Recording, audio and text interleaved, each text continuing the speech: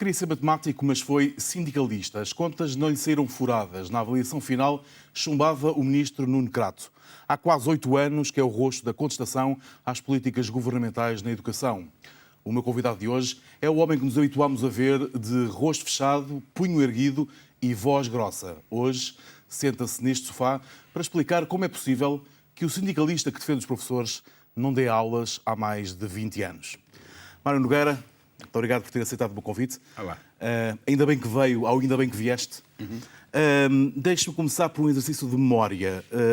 Manuela Ferreira Leite, Marçal Grilo, Guilherme de Oliveira Martins, Augusto Nunes Silva, Júlio Pedrosa, David Justino, Maria do Carmo Seabra, Maria Lourdes Rodrigues, Isabel Alçada e Nuno Crato. O que é que estes 20 nomes, estes 10 nomes têm em comum? Sim, ministros da Educação menos em comum têm a forma como cada um exerceu, claramente com o Guilherme de Oliveira Martins a ter uma atitude absolutamente diferente dos outros no que diz respeito ao relacionamento e à capacidade de dialogar, e isso foi de facto um tempo diferente. Portanto, consegue fazer um elogio a um ministro da Educação? Completamente, e tenho pena de não poder fazer a todos, porque era bom sinal. Isso é diferente, porque de facto a ideia que nós temos de si, a ideia que nós temos dos sindicalistas é que não conseguem fazer um elogio. É uma ideia injusta, colada ao movimento sindical? Completamente. Eu até acho que é porque não é que não gravam tudo, é que não passam tudo. Nós, quando saímos de muitas... A culpa é nossa. A culpa é vossa, sempre, porque sonegam aquilo que nós dizemos. Quantas vezes é que nós saímos e dizemos olha, a reunião de hoje correu bem, deixou de ser notícia. Portanto, só é notícia quando há sangue. E às vezes há, mas não há sempre. E, portanto, sem problema nenhum. E, evidentemente que no tempo em que Guilherme de Oliveira Martins, e estava a dizer isso, foi ministro... do Governo Socialista, António Guterres. Exatamente. Mesmo quando era secretário de Estado, houve negociações, era o meu colega Paulo Sena, secretário-geral, eu participei com ele em algumas das reuniões, e na verdade aquilo que nós tínhamos era uma relação absolutamente diferente de respeito, não necessariamente de acordo em tudo, não, em muitas coisas não, mas de respeito pelas ideias uns dos outros, em que havia capacidade para aproveitar o que de um lado ou de outro era positivo, e a partir de certa altura deixou de ser assim. Mas também há um aspecto que eu acho que é importante. Muitas vezes, neste tipo de conversa, nas entrevistas, acontece que dizem assim: vocês nunca assinaram acordo nenhum, que é outra das não-verdades. Porque, por exemplo, assinámos acordos no tempo precisamente do governo de António Guterres, no âmbito do Estatuto da Carreira Docente, mas assinámos acordos, veja bem, até entendimentos no tempo de Maria de Lourdes Rodrigues. Assinámos um acordo o ano passado com o ministro Nuno Crato e o seu secretário de Estado. Agora, o que aconteceu, e isso é que foi mais desgraçado, foi que depois do acordo assinado não foi cumprido. E até há uma coisa curiosa, porque nós apresentámos queixa na Procuradoria-Geral da República por não ter sido cumprido o acordo que o Ministério da Educação fez, e sabe o que lhe responderam, o Ministério? Que naquela altura, e em relação a um aspecto concreto, havia muita contestação e, portanto, tiveram que assinar aquilo para ver se as coisas acalmavam. Quer dizer, agiram de má fé e o acordo estava lá, cumprido é que não. Portanto, como vê... Portanto, para ficarmos claros, não faz parte da cartilha do dirigente sindical só criticar. Não, eu até digo-lhe mais, nem conheço essa cartilha, mas se um dia me a apresentar, verei porque a cartilha é capaz de fazer, da prática é que não. Mas que ideia é que acha que os portugueses têm de si? Os portugueses que o veem há 7 anos e meio, há quase 8 anos, faz 8 anos em abril, Sim, do ano que vem. Do ano que vem, precisamente. Sim. Que ideia, os portugueses que o veem contestar nas ruas, a liderar manifestações, que ideia que acha que esses portugueses têm de si? Depende dos portugueses. Olha, há muitos que me vêm cumprimentar e dizer força e tal, precisamos, você tem que continuar. Há outros que, às vezes sem dizer nada, é fácil reparar que estão aborrecidos e que são contra. E depois há uns que é conforme. Por exemplo, os portugueses do PSD, e estou-me a lembrar de alguns que agora até estão ligados à governação. Um até, por exemplo, é deputado europeu. No tempo das manifestações do governo anterior não perdia uma. E agora é que perde todas e ficou com mau feitio, mas está a ver? Portanto, eu acho que... É como vão mudando consoante as circunstâncias, alguns e depois há outros. Eu acho que, felizmente, nós estamos a viver em democracia. Às vezes parece menos, outras vezes parece mais, mas como estamos a viver em democracia, nem todos pensam igual, ainda bem que assim é. E, portanto, há uns que pensam melhor, outros que pensam pior, outros que não pensam nada e, portanto, acho que é assim que a vida deve acontecer e que as coisas devem correr. Está há 7 anos e meio na liderança da FENPROF. está há já 7 anos e meio ou ainda há 7 anos e meio? Estou há 7 anos e meio, umas vezes muito cansado e só me apetece voltar para a escola e ir embora, outras vezes saio de entusiasmo e curiosamente até, e isso acho que é bom, entusiasmo mais nos tempos mais difíceis, não é o contrário. Este é um dos tempos mais difíceis? Este é um tempo muito exigente. Este último mês foi um mês muito, do ponto de vista mediático e do ponto de vista da educação, muito tenso, de grandes convulsões. Exato. Sim, e teve a ver sobretudo com a incapacidade que a atual equipa do Ministério e o atual Ministro em particular tiveram para perceber os erros a tempo, apesar de terem sido alertados para isso. Eu recordo que no dia 9, primeiro isto começa tudo mal, ou seja, os professores que tinham que ser colocados para se apresentarem nas escolas no dia 1 foram colocados no dia 9.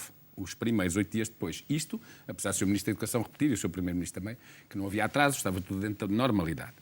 Mas logo no dia 9 surgiram inúmeros erros. E nesse dia, nós detectando, porque as pessoas dirigem-se aos sindicatos e tal, foram mal colocados, há aqui erros, há não sei quantas pessoas colocadas num sítio, há 15 professores colocados em Santo Tirso numa vaga que nem existia e coisas do género. Aliás, ainda hoje, um professor que tinha sido colocado em 75 lugares a semana passada, parece que foi colocado em 95 lugares hoje, o que quer dizer que já tem 160 colocações, e isto só é mau, não é para o próprio que escolheu uma, é para os outros todos que não foram colocados naquele lugar e os alunos estão sem aulas.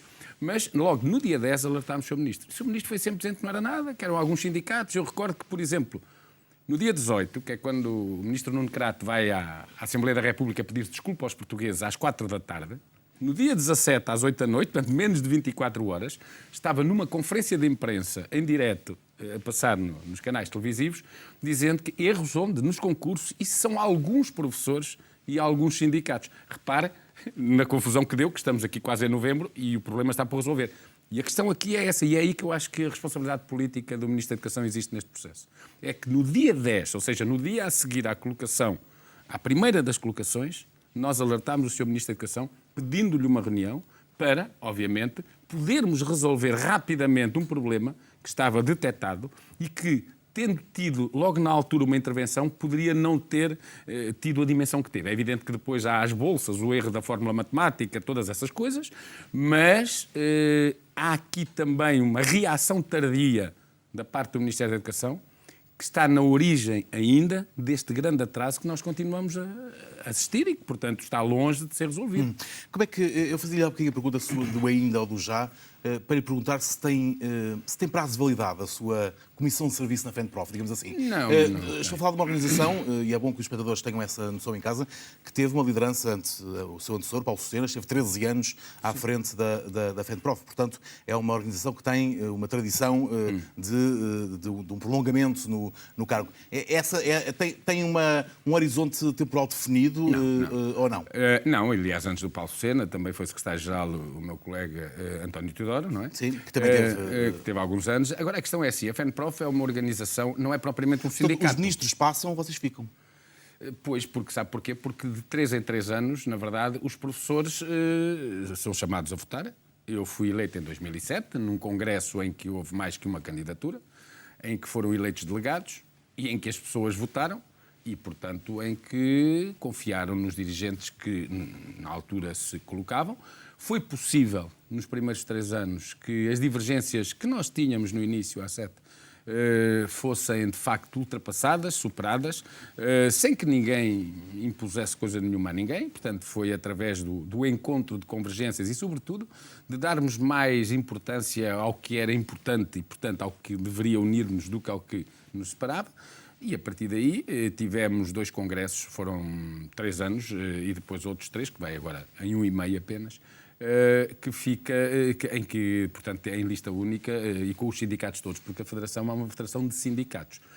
E em que eu penso que os professores, na verdade, confiam em nós. E vou dizer por uma razão muito simples, é que o setor dos professores é provavelmente, tirando aqueles casos em que por exemplo, no caso dos bancários, em que os serviços de saúde dependem de estar num sindicato, ou em que a sindicalização é quase obrigatória, aqui, claro, não é. Portanto, aqueles em que é voluntariamente que as pessoas se associam aos sindicatos, o setor dos professores é claramente aquele que tem a maior taxa de sindicalização. A FENPROF tem, de facto, muitos associados, mais de 50 mil professores, o que significa uma taxa fortíssima, eu diria, a nível da Europa. Não há muitos casos, isto falamos, onde mesmo assim, a sindicalização... é uma representação reduzida no universo total de professores. Isso é quase metade dos professores. E no total, o que, portanto, se nós formos ver noutros setores, é bem abaixo. E depois, só metade dos professores, apesar de tudo. Pois depende, o seu copo copo mostra... meio vazio ou meio cheio, mas o não é? meu está um bocado mais cheio, então é disso. Mas, portanto, estava-lhe a dizer que, além da taxa ser uma taxa elevada relativamente àquilo que é normal, em exatamente, Portugal e também... mesmo dentro das organizações sindicais, a FENPROF é claramente, e não é porque nós falamos mais grosso, nem fazemos pior cara, é claramente aquela onde o maior número, aliás, há uma medição de representatividade feita pelo Ministério no tempo da Luz Rodrigues, precisamente, da Ministra Luz Rodrigues, e é claramente a federação que reúne mais pessoas. Mas, para além disso, deixe-me só dizer, não é apenas a questão da sindicalização, é também a influência que se exerce. Quando nós tivemos manifestações com 100 ou com 120 mil professores, está muito além, a influência, digamos, a influência das organizações e das suas posições e a forma como consegue mobilizar as pessoas para o protesto quando ele faz sentido, não é? Mostra que os sindicatos em Portugal de professores está para têm força. provar se essa mobilização advém só da força dos sindicatos, mas também não. é assunto para outra. Ouça, deixe-me só dizer uma coisa. Deixe-me só dizer uma coisa. Eu aí dou de barato. Nós mobilizámos metade e a senhora Ministra Luz Rodrigues outra metade. Isso eu não tenho dúvidas nenhuma. São contas para outros fóruns. Então quando lhe pergunta a profissão, o que é que responde? É professora ou é sindicalista? Não, professor, é a minha profissão. Mas não dá aulas há 23 anos. Exatamente, e olha, ainda no outro dia encontrei deputados, autarcas, porque às vezes o pessoal só se lembra dos dirigentes sindicais, que são eleitos através de listas que se propõem e que, portanto, os colegas votam, com boas taxas de representação na votação. E é curioso porque a diferença que eu encontro, por exemplo, entre um sindicalista que está num sindicato há mais ou menos anos e, por exemplo, um autarca, um deputado, que também são professores, há muitos, aliás, há um estudo até do António Teodoro sobre o envolvimento dos professores nas autarquias e é precisamente dos profissionais que há mais envolvidos. Mas deixe-me só dizer-lhe... Mas não me fuja para... Não me generalize. Não generalize, só para dizer, a diferença entre um sindicalista, eu, Mário Nogueira, e, por exemplo, um autarca ou um deputado que também são professores, é que nós, enquanto dirigentes sindicais, no sindicato temos exclusivamente, e mais nada, o salário de um professor, porque somos professores. Os outros, todos sabemos os regalias que têm. Tem outro tipo exatamente. de remuneração. Mas e a qualquer momento voltamos para aí. Mas é importante anos, também. Sim, mas 23 anos sem dar aulas, pode ser considerado professor ainda? Sim, sou considerado professor, tenho uma ligação à minha escola, onde vou muitas vezes, aliás...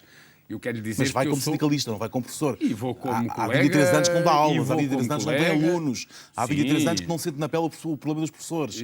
Sim, isso não sei, quer dizer, o sentir na pele ou não sentir tem a ver muito com aquilo que é o envolvimento que temos. E é uma das coisas que caracteriza... Há 23 anos tem horário zero, presumo. Pois não tenho horário zero, tenho o meu horário, que depois, estando dispensado do serviço, estou no sindicato a trabalhar.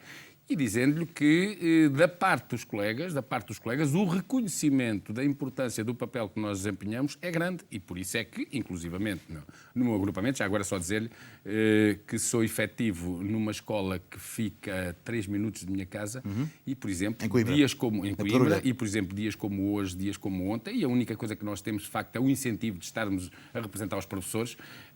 Tenho feito 400 km por dia para poder estar aqui nesta luta. Ainda hoje estava numa reunião de negociação com os patrões do ensino particular. À tarde estive noutra reunião com outros sindicatos. Mas há quem diga que justamente o facto de não dar aulas há 23 anos o afasta um bocadinho do que sente um professor hoje em dia. Há críticos que publicamente apontam o dedo e dizem que o Mário pode, por não dar aulas há tanto tempo, tem, obviamente, a legitimidade por ter sido eleito, mas não é a melhor pessoa para representar a classe. Vamos ver uma coisa. Que resposta é que dá a esse... Diga assim, o que é um sindicato?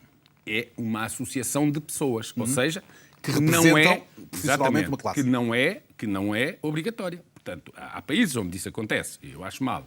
Em Portugal, há sindicatos onde as pessoas voluntariamente se associam porque encontram ali, naquela organização, uma representação em que se reconhecem e em que se revêem. Pronto. E, portanto, o que é que eu acho que seria preocupante? É se aqueles que são associados à organização em que eu sou dirigente dissessem isso. Mas aqueles que são associados à organização em que eu sou dirigente são precisamente os que votam, e eu 2 vezes no sindicato, o meu é o da região centro, e também na FENPROF, que em momentos diferentes, portanto eu diria que de 3 em 3 anos o escrutínio acontece 2 vezes, com mesas espalhadas por tudo o que é escola, e os associados do sindicato votam de uma forma que é inquestionável, quer no âmbito da sua participação, quer depois na sua votação, nestes representantes. Agora é assim, se me disser assim, está bem, mas há aí uns... Olha no governo, olha no PSD, no CDS, olha os tipos que são contra os sindicatos acham isso. Eu fico todo contente porque acho que então eu percebo porque é que eles gostavam que eu saísse. Agora, quem terá que decidir a saída, a minha e a dos outros meus... São os professores, são os colegas, os seus pares. São os sindicalizados porque nós somos uma organização de Muito associados. bem. Mas deixa-me perguntar-lhe, falar-lhe ao Diga. coração, não sente saudades de dar aulas? Muitas. Então, se sente saudades... Muitas Então, se sente saudades, como é que consegue estar há 23 anos sem dar? Pois, mas consigo, porque... Uma coisa é quando se tem saudades e estar numa comissão de serviço, volto a pôr entre aspas a expressão, durante 3, 4, 5 anos e pensar, bem, agora estou aqui, sou útil nestas funções. Agora, quando tem paixão por dar aulas? Gosto muito. Gosto muito e os alunos que durante mais de 10 anos com quem eu trabalhei, quando os encontro, têm muito boas referências desse tempo. Gosto muito. Quero lhe dizer que durante a minha vida, e eu não sei se foi para compensar esse tipo de coisas, mas na verdade mantive sempre muita relação com organizações onde lidei sempre com jovens. Durante 17 anos fui, por exemplo, dirigente desportivo na Associação Académica de Coimbra, cheguei a ser presidente da Associação na sua secção de patinagem e tudo, onde na verdade era um mundo onde também, mais como dirigente do que como atleta, porque na altura e a miúdo eu felizmente, eu penso que isso também ajuda muito, sabe? Que é assim, eu sou de uma geração que apanhou o 25 de Abril em boa altura.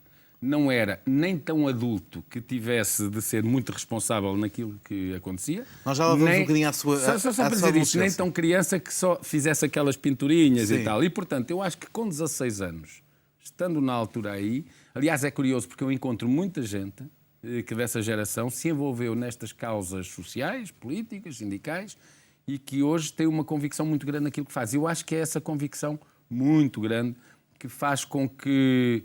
E como lhe disse, mesmo em momentos que às vezes são complicados, em que o que nos apetecia, e eu falo por mim, era de facto estarmos na escola, naquele local de trabalho, sem que nos preocupássemos com outras coisas. Mas quer dizer, mas também não podemos aliar-nos ao facto, porque repare, nós não somos, e no meu caso, como você diz, é muito visibilidade, as pessoas olham, as pessoas pensam, não é propriamente como aqueles deputados que vão ali no meio das listas e que depois de repente sentam para a política, não estou-lhe a dizer, porque não é a mesma coisa, não é a mesma coisa. Conheça que 23 anos sem consumar uma paixão é muito tempo. É, mas há pessoas assim, às vezes as paixões... É platónica, essa é quase, mas às vezes é assim, às vezes as pessoas até... Sente que é mais útil como sindicalista do que como professor? Sinto que tem utilidade o meu trabalho enquanto dirigente sindical. Porquê que quis ser professor?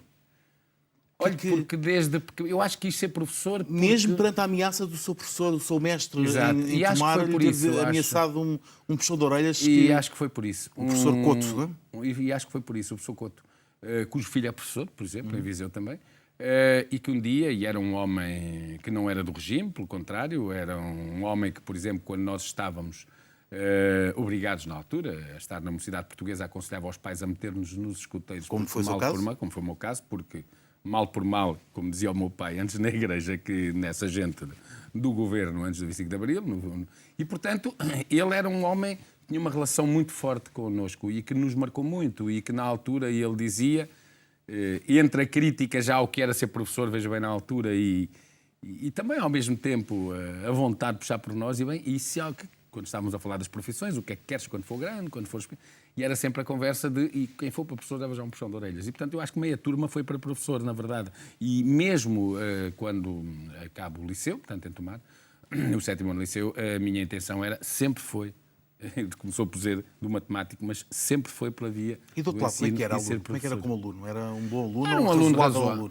Era um razoável aluno. Portanto, eu penso que... Cábula ou não muito? Não, eu acho que acabar com média de 15 há não sei Normal, quantos anos sim, era afinal, uma boa não, média, não, não era não, má. também não seja modesto, Não, então. não, era normal. Eu sempre fui um bocado, calculei sempre mais ou menos, consegui sempre ir dispensando aos exames, havia os exames do 5º ano e depois havia aquela média da dispensa e depois no 7º, para não ter que fazer tudo, dispensei a 3, fiz os outros 3, acabei com uma média normal. Sim, até era melhor a matemática, de facto, nesse tempo em que era difícil, as notas eram mais complicadas, acabei o 7º ano com 17 de matemática, o que não era simples na altura.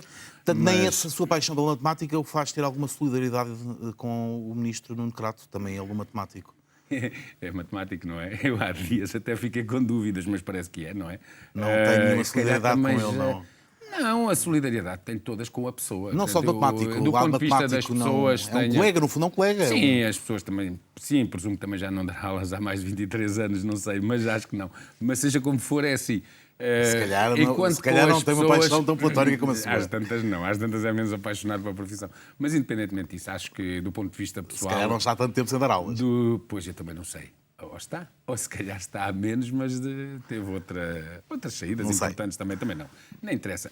Do ponto de vista da solidariedade, é só dizer-lhe o seguinte: a solidariedade que eu tenho e que nós todos temos com as pessoas são completas, mesmo quando, quer dizer, porque uma coisa é a relação política, outra coisa é a relação pessoal. Há pessoas que passam pelos governos e que passaram e que já conhecia e que nos tratávamos por tu e essa relação normal, mas que quando são secretários de Estado ou estão em cargos governativos, ou sejam ministros ou secretários de Estado, logo na primeira reunião que temos, eu tenho a preocupação de, como diz o outro, de deixar as coisas bem claras. E, portanto, tratamos-nos com respeito por você, como mandam as regras, por Sr. Doutor ou por Sr. Secretário de Estado. Inclusivamente, olha, nesta equipa há uma pessoa, não na parte dos governos, mas nos assessores, que foi meu colega de turma no liceu durante todo o tempo, desde o início, do 3º ao 7º ano, mas sem problema nenhum. Diga? Deixou de tratar por tu e passou a tratá-lo por... Na relação formal, pois cá fora, sim, porque penso que há... nestas coisas... Os portugueses têm muito essa... E não é só terem muito, eu acho que não é distância, é cada um, como diz o outro, cada um no seu lugar. E depois há alturas em que... O outro não diz isso, diz cada macaco no seu galho. Sim, mas aqui não há macacos, há pessoas. Uhum. Cresceu a ouvir Pink Floyd, Led Zeppelin, enfim, sons libertadores das décadas de 60 e 70. Foi um jovem do seu tempo, naquilo que isso significa? Completamente. Um jovem do meu tempo, que vinhamos ver aqui concertos de comboio, porque era assim que o pessoal andava na altura, né?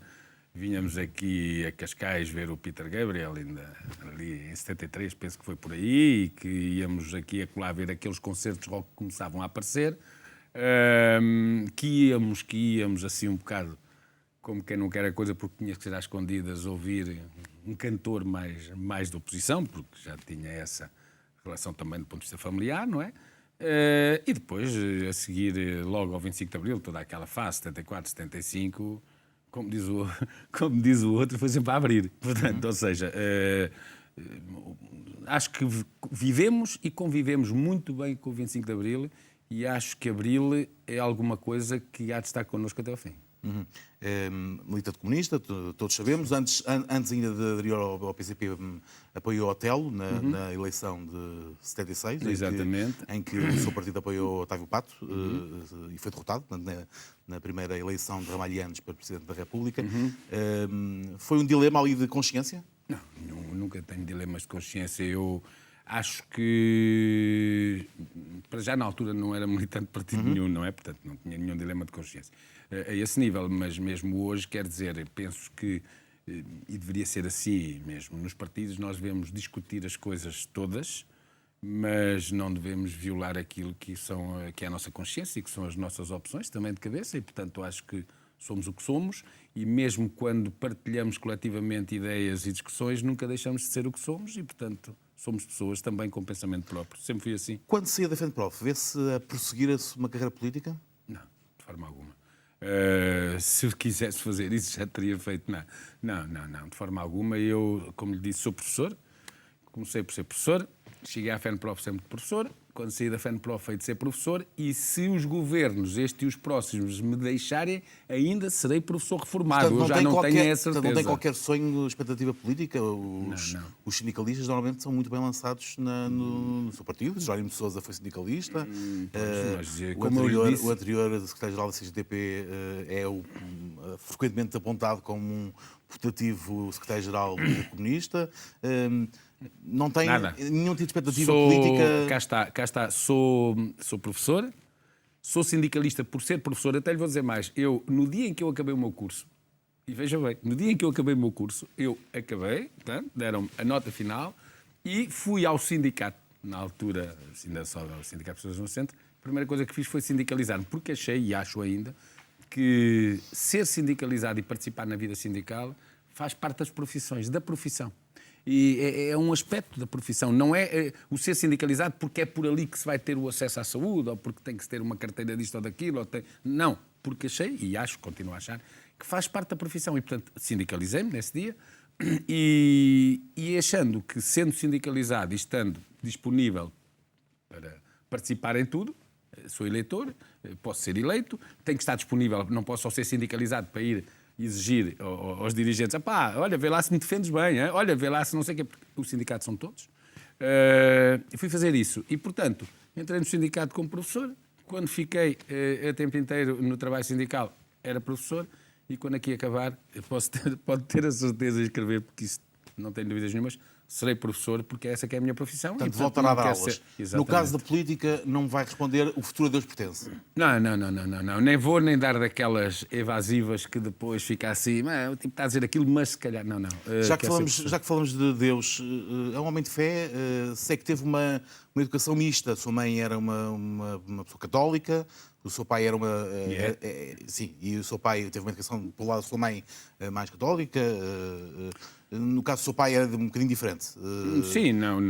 Mesmo no tempo, ele sempre, quando éramos mais novos, e portanto os meus pais também participavam mais na vida social. Hoje, felizmente, estão os dois vivos, os dois ainda. Mas a minha mãe já ia à missa, o meu pai deixava à porta da igreja e esperava no café e depois saía, e eu sempre que podia ficar com o meu pai gostava muito. De qualquer das formas, depois passei pelos escuteiros, tive uma fase que por ali andei, até que, entretanto... O que é que ficou desse tempo? Ficou muita coisa. Ficaram amigos, que ainda hoje o são. Ficou um trabalho de organização importante, porque eu na altura era guia de patrulha lá nos escuteiros e, portanto, havia já um trabalho de coordenação, um trabalho coletivo que tínhamos que fazer. Participávamos nesses acampamentos regionais, nacionais que havia e, portanto, isso ajudou-me muito a trabalhar em grupo, que é uma coisa que nós, enquanto sindicalistas, hoje fazemos. Aliás, posso ser, em muitos momentos, um rosto, mas muitas vezes, quantas vezes, um rosto que dá voz àquilo que foi discutido e construído entre muitos. Alguns costumam dizer, vai lá tu que eu não tenho jeito, mesmo quando nós insistimos para eles. Não vamos ter tempo para continuar. Queria terminar apenas porque, como falamos de fé, este ano está confesada no seu Sporting? Pois, eu espero bem que sim, porque eu penso que... Está a correr bem, para já? Estamos a falar de uma equipa que tem portugueses, o que é importante, que tem jovens na formação, o que é importante. Exatamente. Que tem uma formação, o que é importante. E, portanto, aquilo que eu espero é que façam boa figura, e a melhor figura que for, sendo que se não fizerem tão boa figura, também não vem mal ao mundo. Há coisas bem piores, como as muitas crianças que neste país ainda não têm aulas, como as muitas famílias que têm a família desempregada. Tem a K7 bem... É uma coisa muito comunista, tem a K7 Não tenho a K7, mas são preocupações diárias e do dia-a-dia com que nós convivemos. Quando vinha aqui, agora parei ali, por exemplo, num semáforo, e ao lado via 2 sem abrigo ali no chão, e isto bate sempre comigo e mexe muito comigo. É um final que eu percebo, mas deixe-me ainda terminar com o futebol, que é o ópio do povo e, portanto, fica sempre... É homem de ir ao estádio ou fica com manifestações em casa? Deixa as suas manifestações para casa? Depende. Se estiver sem fazer nada, vou, mas se vir que tem muita confusão, já não vou. E, portanto, muitas vezes... foge das multidões? Não fujo das multidões, fujo das confusões. Promove as multidões e as confusões, mas foge depois delas. Olha, por exemplo, é dizer, às vezes sou capaz de ver mais o Sporting quando vai jogar a Coimbra ou quando vai jogar a um daqueles estádios ali que tem menos gente do que me ir meter na confusão de estar na verdade. Muito obrigado por ter vindo ao Ainda Bem que Vieste. O retrato do líder da FENPROF, feito na primeira pessoa, num momento de grande contestação na educação em Portugal. São assim as nossas conversas ao sábado à noite, informais, mas no momento certo. Obrigado pela preferência. Voltamos a marcar encontro para a próxima semana, aqui na RTP Informação. Volte connosco.